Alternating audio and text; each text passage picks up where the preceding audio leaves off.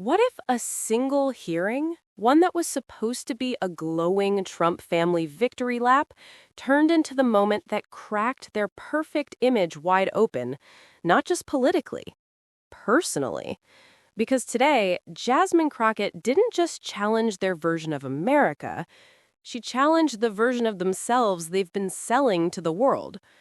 Before we go any further, drop a comment and tell me where you're watching from. I might give you a shout out in the next video.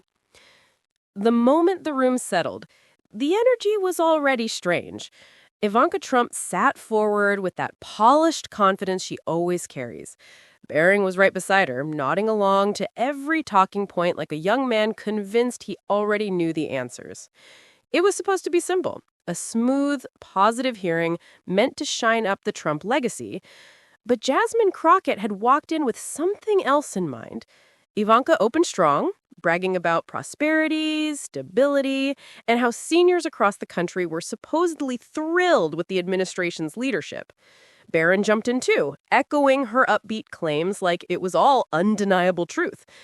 Jasmine listened for a moment, then tilted her head. She wasn't buying a single word.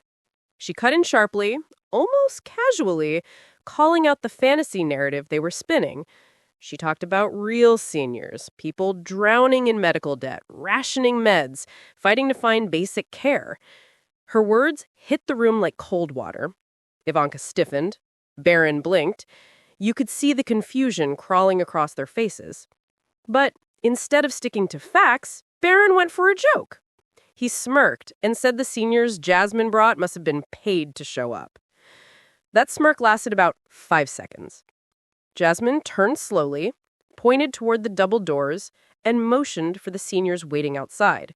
Not actors, not props. Real people carrying real pain. One by one, they entered the room, walking canes, prescription lists, medical folders in hand. A woman in her 70s shook as she spoke about choosing between food and medication. Another senior described selling her home just to survive. A retired man talked about being denied affordable treatment. Their voices were raw, honest, impossible to ignore.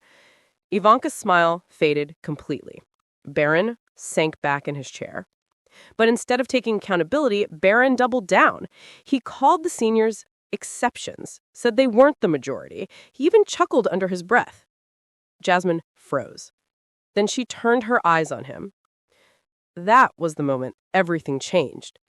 She walked right up to the witness table and said, "You want to talk about families? Let's talk about yours. You defend your father's leadership, but can't answer a basic question about your own." Barron looked confused.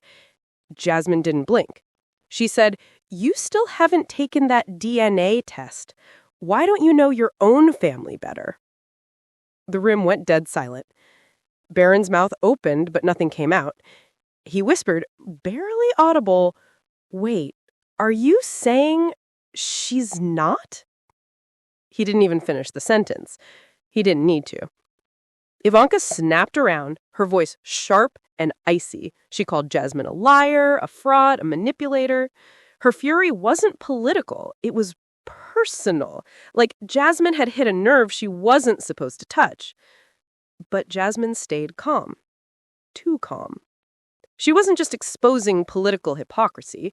She was peeling back the layers of a family story that had never quite added up. The quiet fractures, the unspoken tensions, the things they always brushed off as rumors. She looked at Barron with a softness that somehow cut deeper than anger. She said, "This isn't about attacking you. It's about seeing the truth. It's about the stories we tell ourselves and the ones we hide from." Barron looked down, lost, like the floor had just shifted under him. Ivanka didn't say another word. She turned to the audience and spoke with a voice that filled the entire room. "We can't fix a nation if we can't tell the truth about ourselves. Policies matter. Families matter. Integrity matters. And what we saw today proves something important. The stories you sell to the world will eventually collide with the reality you try to ignore." She left the room slowly, not triumphant, not gloating, just certain. The audience didn't move. No one clapped. No one whispered. They were still processing the cracks she had just revealed, not just in the administration's narrative, but in the Trump family itself.